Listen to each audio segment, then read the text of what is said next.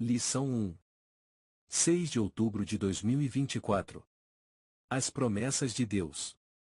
Introdução. As promessas divinas têm como objetivo atender aos desígnios de Deus. Para se concretizarem, elas dependem da fé plena nele e em sua palavra. Por isso, ao longo deste trimestre, estudaremos a respeito das promessas de Deus e seus desdobramentos em nossa vida cristã. Especificamente, nesta lição, desenvolveremos o assunto com o objetivo de conhecer os conceitos básicos, tipos e propósitos das promessas de Deus, segundo a sua palavra. Primeiro tópico. Um convite de Deus. Ponto 1. Um convite, uma promessa. Isaías 55 é um convite de Deus para Israel desfrutar de uma grande bênção divina. É uma promessa maravilhosa de redenção. O versículo 11 diz: Assim será a palavra que sair da minha boca, ela não voltará para mim vazia, antes, fará o que me apraz e prosperará naquilo para que a enviei. Aqui, o poder da palavra de Deus é destaque. Essa palavra sempre agirá com um propósito, quer para a redenção, quer para a condenação. Ela não pode retornar vazia porque o soberano é zeloso para cumpri-la. É nessa veracidade da palavra é que as promessas de Deus estão firmadas. Contudo, é preciso dar alguns passos para vivermos essas promessas. Ponto 2. É preciso buscar ao Senhor. No versículo 6 do capítulo 55 aparece o seguinte imperativo: buscai ao Senhor enquanto se pode achar, invocai-o enquanto está perto.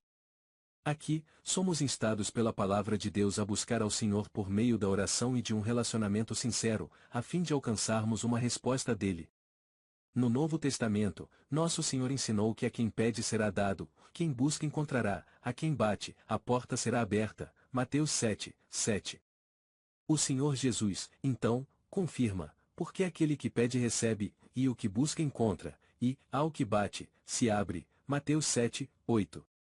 Busquemos a Deus enquanto podemos fazer isso hoje. Ponto 3. É preciso se arrepender. Na busca sincera a Deus, devemos nos converter ao Senhor de todo o coração, pois Ele é poderoso em perdoar. Isaías 55, 7. Quando o arrependimento impulsionado pelo Senhor acontece, de fato, em nosso coração, percebemos o quanto que os pensamentos do Senhor são maiores do que o nosso, seus caminhos, mais altos que os nossos. Isaías 55, 8 e 9. Assim, toda pessoa que tem um encontro pessoal com o Senhor Jesus experimenta júbilo e florescimento espiritual no lugar de aridez e sequidão. Isaías 55, 10 ao 13. Há gloriosas promessas de Deus para o povo que teve um encontro verdadeiro com Ele por meio de Jesus, o nosso Senhor. Segundo tópico. As promessas e seus fundamentos. Ponto 1. A promessa na Bíblia. A palavra promessa está presente ao longo de toda a Bíblia. No Antigo Testamento, embora a palavra não esteja registrada claramente, pode ser constatada pelo que o Senhor promete a Abraão, Isaque e Jacó. Gênesis 12, 1 ao 3, 26, 1 ao 5, e Gênesis 28, 10 ao 15. No Novo Testamento, é dominante a mensagem de que as promessas do Antigo Testamento foram cumpridas na Nova Aliança. Lucas 4, 16, Atos 2, 29 ao 31. Ainda no Novo Testamento, o Deus Todo-Poderoso realiza novas promessas como extensão da obra salvífica de Cristo em que, os fiéis, que dormem no Senhor, serão ressuscitados e os corpos dos que ficarem vivos serão transformados por ocasião do arrebatamento da Igreja. 1 Tessalonicenses 4, 13 ao 18. Portanto, podemos afirmar que a palavra promessa refere-se ao ato ou efeito de Deus comprometer-se com alguém em relação a alguma coisa. Ponto 2. Deus é infalível. Como vimos na leitura bíblica em classe, em Isaías 55, o Deus Todo-Poderoso não falha em suas promessas.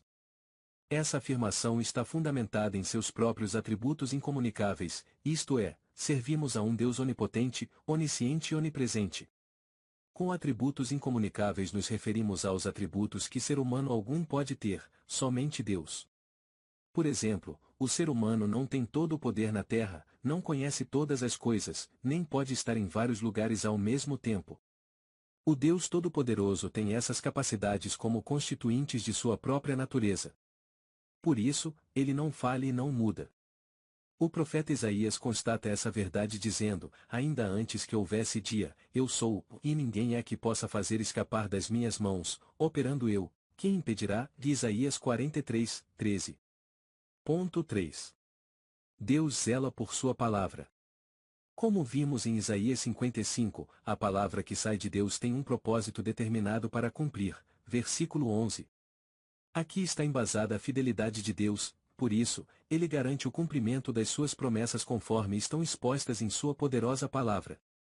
Há uma declaração solene do profeta Jeremias a respeito de como Deus cumpre a sua palavra. Ainda veio a minha palavra do Senhor dizendo: que é que vês, Jeremias? E eu disse: vejo uma vara de amendoeira. E disse-me o Senhor: viste bem, porque eu velo sobre a minha palavra para cumprir. Jeremias 1, 11 e 12. Terceiro tópico. Tipos e propósitos das promessas de Deus. Ponto 1. Promessas incondicionais. As promessas incondicionais são as que independem de circunstâncias, de tempo ou de atitudes do destinatário. Por exemplo, a promessa do nascimento de Jesus proveniente de uma virgem, Isaías 9, 6, o local do nascimento de Jesus, em Belém da Judéia, Miqueias 5, 2, que Jesus seria chamado Emanuel, Deus conosco, Isaías 7, 14. Há também promessas proféticas que ainda não se cumpriram, mas que, com absoluta certeza, aguardamos seu cumprimento, tais como a promessa da ressurreição dos salvos em Cristo e a transformação dos vivos, no arrebatamento da Igreja, 1 Tessalonicenses 4, 13 ao 17, e muitas outras profecias que haverão de se cumprir, e são absolutamente incondicionais, pois Deus é fiel. Ponto 2. Promessas condicionais. Diferentemente das promessas incondicionais, as condicionais dependem de circunstâncias, do tempo e da atitude humana para se cumprir ou não. Ao longo da Bíblia, encontramos muitas promessas condicionais, promessas de saúde plena ao povo judeu condicionadas à obediência às ordenanças divinas, Êxodo 15, 26.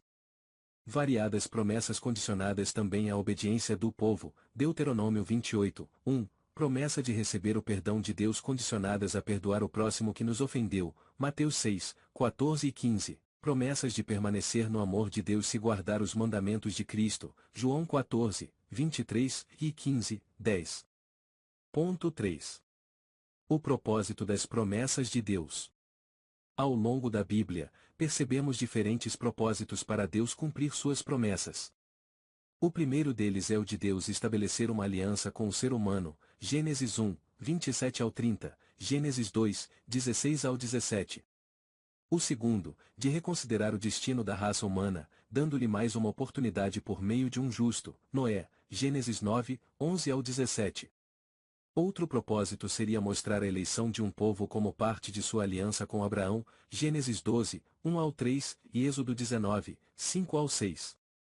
Além desses, certamente um dos grandes propósitos de Deus fazer promessas, e realizá-las, tem a ver com zelar pela sua palavra e aprofundar o seu relacionamento conosco, Isaías 55, 11 e 12. Quando experimentamos o cumprimento das promessas de Deus, temos a certeza inabalável de que Deus se relaciona conosco, e por isso, não estamos sozinhos no mundo. Conclusão. Deus é soberano e zela pela sua palavra. Aprendemos que promessa é um compromisso de Deus a respeito de algo com alguém. Há promessas condicionais e incondicionais. Vimos também que diferentes propósitos podem estar por trás do cumprimento de suas promessas, mas um dos mais relevantes é estreitar o nosso relacionamento com o Deus Todo-Poderoso e saber que Ele se relaciona conosco, seres humanos tão limitados. Que Deus nos ensine a confiar nele e a aguardar o cumprimento de suas preciosas promessas.